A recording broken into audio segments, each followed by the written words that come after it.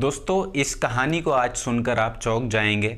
और ये कहानी एक ऐसी विधवा की है जिसने एक ट्रक ड्राइवर के साथ कुछ ऐसा किया कि सुनकर आपके भी रोंगटे खड़े हो जाएंगे। जिसे लोगों ने कमज़ोर समझा था, जिसे हालात ने तोड़ने की कोशिश की थी, वही औरत एक दिन ऐसी मिसाल बन गई कि देखने वालों की सोच बदल जाती है। और आखिर उस ट्रक ड्राइवर और उस विधवा के बीच ऐसा क्या हुआ था, ये जानने के लिए कहानी को आप आखिर तक ज़रूर सुनिएगा। बहुत मज़ेदार कहानी होगी। कभी कभी किस्मत इंसान को इतनी कड़ी परीक्षा में डाल देती है कि या तो वो टूट जाता है या बिखर जाता है या फिर ख़ुद को नया बना लेता है। ये कहानी एक ऐसी औरत की है जिसके सामने आसान रास्ता भी था और भारी कठिन रास्ता भी था। आसान रास्ता उसे पैसों तक जल्दी पहुंचा सकता था, लेकिन उसने इज्जत का रास्ता चुना और यही फैसला उसकी ज़िंदगी बदल देता है। ये कहानी है राजस्थान के श्री गंगानगर की और उस औरत का नाम था सविता। साल था 2021। एक सड़क हादसे में उसके पति की मौत हो गई थी। पति ट्रक चलाता था, घर में कमाने वाला कोई नहीं बचा था। सविता की उम्र ज़्यादा नहीं थी, देखने में बहुत ज़्यादा खूबसूरत, और हालात ऐसे थे कि कोई रोकने टोकने वाला भी नहीं था। लोगों ने सलाह भी दी कि चाहो तो आराम से ज़िंदगी काट सकती हो, लेकिन सविता ने ठान लिया था कि जो भी करेगी मेहनत से करेगी। पति के जाने के बाद वो अपने मैके जाती है, लेकिन वहाँ माँ बाप नहीं थे। भाइयों की अपनी गृहस्थी थी, पहले जैसा अपनापन नहीं मिला उसे।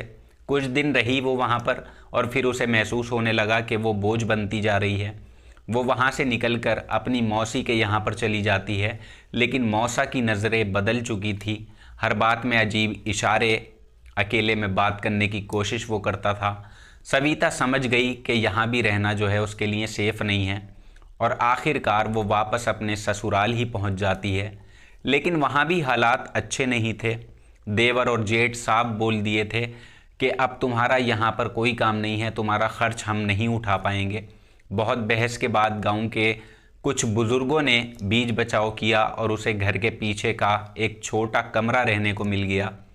अब छत तो मिल गई थी, लेकिन रोज़ी रोटी का सवाल खड़ा हुआ था। और एक दिन उसे अपने पति की बात याद आई। वो अक्सर कहते थे कि ट्रक चलाना छोड़कर कभी हाईवे पर छोटा सा ढाबा खोलेंगे। सविता ने सोचा क्यों ना मैं ही ये सपना पूरा करूं, लेकिन पैसे, साधन, साहस, इन सब की कमी थी। फिर भी उसने हिम्मत की। घर में जो थोड़ा आटा था उससे पूरियां बनाई, आलू की सब्ज़ी तैयार की, एक पुरानी चटाई, 2-3 स्टील की प्लेटें और पानी का घड़ा लेकर गांव के बाहर से गुजरने वाले हाईवे के किनारे एक पेड़ के नीचे वो बैठ जाती है। पहला दिन बहुत भारी था। लोग गाड़ियां रोकते, लेकिन खाने के लिए नहीं। अजीब निगाहों से देखते उसे। कोई हंसता, कोई अजीब करता। एक ट्रक रुका। ड्राइवर ने खिड़की से झांककर कहा, कितने में चलोगी? सविता के हाथ कांप गए। उसने धीरे से कहा, मैं खाना बेच रही हूँ। ड्राइवर हंसता है और गाड़ी आगे बढ़ा देता है। सविता की आंखों में आंसू आ जाते हैं। उसे लगा शायद लोग सच में इज्जत से कमाने नहीं देंगे। तभी पीछे से एक और ट्रक आकर रुकता है। करीब 35 साल का ड्राइवर उतरता है। उसका नाम था राघव। उसने पूछा, तुम क्या बेच रही हो? सविता ने डरते डरते बताया कि पूरी सब्जी है। राघव ने अपने हेल्पर के साथ बैठकर खाना खाया और खाने के बाद बोला, स्वाद तो बहुत अच्छा है, कल से थोड़ा ज़्यादा बनाकर लाना, हम और लोग भी आएंगे। पहले दिन सिर्फ वही 2 लोग ग्राहक बने, बाकी खाना बच जाता है। शाम को सविता रोती हुई घर लौटती है। सोचती है अब नहीं आऊँगी, लेकिन अगले दिन फिर चली जाती है। दिल में डर था, लेकिन उम्मीद भी थी कि शायद राघव आए।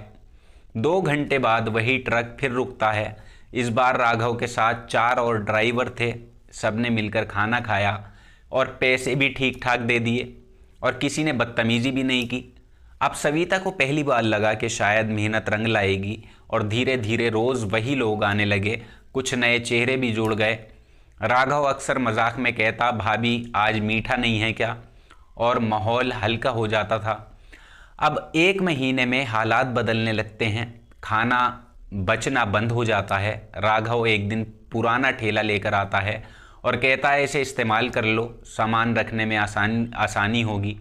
सविता के आंख में आंसू आ जाते हैं। उसे पहली बार लगा कि इस दुनिया में सब लोग जो हैं वो बुरे नहीं हैं, लेकिन खुशियां ज़्यादा दिन छुपी नहीं रहीं। गांव में बातें फैलने लगती हैं, लोग तरह तरह की अफवाहें उड़ाने लगते हैं। घर वालों ने ताना देना शुरू कर दिया, कहते हैं कि सड़क किनारे बैठकर नाम खराब कर रही है। और एक दिन गुस्से में उसका ठेला पलट दिया जाता है। मारपीट तक की नौबत आ जाती है, पुलिस भी आती है, लेकिन मदद की बजाय उल्टा डांट कर चली जाती है। अब 3 दिन तक सविता हाईवे नहीं जाती और चौथे दिन खाली हाथ पहुंचती है। राघव आता है तो उसे रोता हुआ देखकर समझ जाता है कि कुछ बड़ा हुआ है। सविता ने सब बताया। राघव कुछ देर चुप रहा और फिर कहता है कि अगर ये दिक्कत है तो कहीं और चलो, मैं इंतज़ाम करता हूँ। सविता को समझ नहीं आ रहा था कि भरोसा करे या नहीं करे, लेकिन उसके पास खाने को था ही नहीं, ना कुछ बेचने को था। उसे क्या पता था कि ये फैसला उसकी ज़िंदगी की नई शुरुआत बनने वाला है। अब राघव ने उसी रात फैसला कर लिया कि वो सविता को इस डर और जिल्लत भरी जगह से निकालकर ऐसी जगह खड़ा करेगा जहां कोई उंगली उठाने की हिम्मत भी ना करे। और अगले ही दिन उसने अपने जानने वाले पेट्रोल पंप मालिक से बात की, जो हाईवे के व्यस्त मोड़ पर था, जहां रोज सैकड़ों ट्रक रुकते थे। पंप मालिक पहले हिचकिचाया, लेकिन जब कुछ ड्राइवरों ने सविता के खाने की तारीफ की तो उसने शर्त पर जगह दे दी कि कोई झगड़ा नहीं होना चाहिए और काम साफ सुथरा होना चाहिए, कोई बात ना हो। सविता ने यहाँ से नई शुरुआत की और इस बार वो पहले से ज़्यादा तैयार थी। उसने उधार लेकर बड़ा तवा ख़रीदा, 2 बेंच डलवाई और दिन की जो है वो छत डलवाई, ताकि धूप और बारिश से बचाव हो सके। राघव हर शाम रुकता था, सामान उतारने में मदद करता था और बाकी ड्राइवरों को भी वहीं रुकने के लिए वो कहता था। धीरे धीरे ढाबा चल पड़ता है। अब लोग उसे तरस या शक की नज़र से नहीं बल्कि सम्मान से देखने लगते हैं, लेकिन किस्मत शायद अभी उसे पूरी राहत देने के मूड में नहीं थी। गांव में जब ये खबर पहुंचती है कि सविता का ढाबा बहुत अच्छा चल रहा है और वो अच्छी कमाई कर रही है, तो वही देवर और जेठ जिनके लिए वो बोझ थी, अचानक अधिकार जताने वहाँ पर आ जाते हैं। उन्होंने दावा किया कि सविता अभी भी उनके घर की बहू है और उसकी कमाई पर उनका हक है। सविता ने साफ शब्दों में मना कर दिया और कहा कि जिसने भूख के दिनों में साथ नहीं दिया वो अब हक की बात ना करे। और बात यही नहीं रुकी। एक रात जब ढाबा बंद होने वाला था, देवर कुछ लोगों को लेकर आता है और ज़ोर ज़बरदस्ती करने लगता है। राघव उस वक्त वहीं मौजूद था। उसने बीच में आकर समझाने की कोशिश की, लेकिन बहस जो थी धक्का मुक्की में बदल जाती है और अंधेरे और अफरा तफरी में किसी ने लोहे की रॉड घुमा दी जो राघव के सर पर लगती है। वो वहीं गिर पड़ता है। सब कुछ ही सेकंडों में ख़त्म हो गया। हमलावर वहाँ से भाग गए और सविता खून से लथपथ राघव को गोद में लेकर खींचती रह गई। अब अस्पताल पहुँचते पहुँचते बहुत देर हो चुकी थी। डॉक्टरों ने हाथ खड़े कर दिए। सविता के जीवन में ये दूसरी बार था जब उसने अपने सामने एक सहारा टूटते देखा, लेकिन इस बार उसकी आंखों में आंसू कम और आग ज़्यादा थी। उसने उसी रात थाने जाकर नामजद रिपोर्ट लिखवाई। पेट्रोल पंप मालिक और कई ड्राइवर गवाह बने। मामला जो है वो अब अदालत तक पहुंचता है। गांव वाले जो पहले ताने देते थे अब खुलकर उसके साथ खड़े हो गए, क्योंकि सबने देखा था कि जो सच है वो क्या है। अब मुकदमा लंबा चला, लेकिन सविता पीछे नहीं हटी, डटकर खड़ी रही और हर तारीख पर वो हाजिर होती। और आखिरकार अदालत ने देवर और उसके साथियों को सज़ा सुनाई और उस दिन सविता ने पहली बार खुलकर जो है वो रोई, क्योंकि उसे लगा कि इस बार न्याय अधूरा नहीं रहा।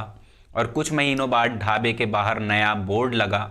उस पर लिखा था, राघव का ढाबा, इज्जत की कमाई सबसे बड़ी कमाई।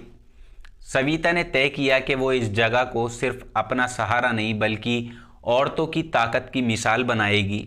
और उसने 2 और ज़रूरतमंद महिलाओं को अपने ही यहाँ पर काम पर रखा। अपने अपने हालात से लड़ रही थीं वो। अब हाईवे पर जब भी ट्रक रुकते, ड्राइवर खाना खाते हुए राघव की कहानी सुनते और सविता के साहस को सलाम करते। जिस औरत को कभी लोग कमज़ोर समझते थे वही आज दूसरों की हिम्मत दे रही थी, दूसरों को मजबूती दे रही थी। उसने साबित कर दिया कि इज्जत से कमाया हुआ एक निवाला भी भीख में मिली थाली से बड़ा होता है। और कभी कभी ज़िंदगी सबसे बड़ा वार करके इंसान को तोड़ती नहीं बल्कि उसे इस काबिल बना देती है कि वो अपनी कहानी खुद लिख सके। तो दोस्तों, ये कहानी भी एक मिसाल है। आपको इस कहानी से क्या सीखने को मिला और आपको ये कहानी कैसी लगी, नीचे कमेंट बॉक्स में ज़रूर लिखिएगा। आप कहाँ से कहानी सुन रहे हैं नीचे कमेंट सेक्शन में ये भी लिखिएगा, और अपना नाम और अपने शहर का नाम लिखें। और आने वाली वीडियो में मैं आपके नाम जो है वो अंत में नाम लिया करूँगा। तो आज की कहानी में इतना ही। जल्दी ही मुलाकात होगी किसी आपसे किसी और नई कहानी में। तब तक आप अपना ख्याल रखिएगा, सुरक्षित रहिएगा। जय हिंद।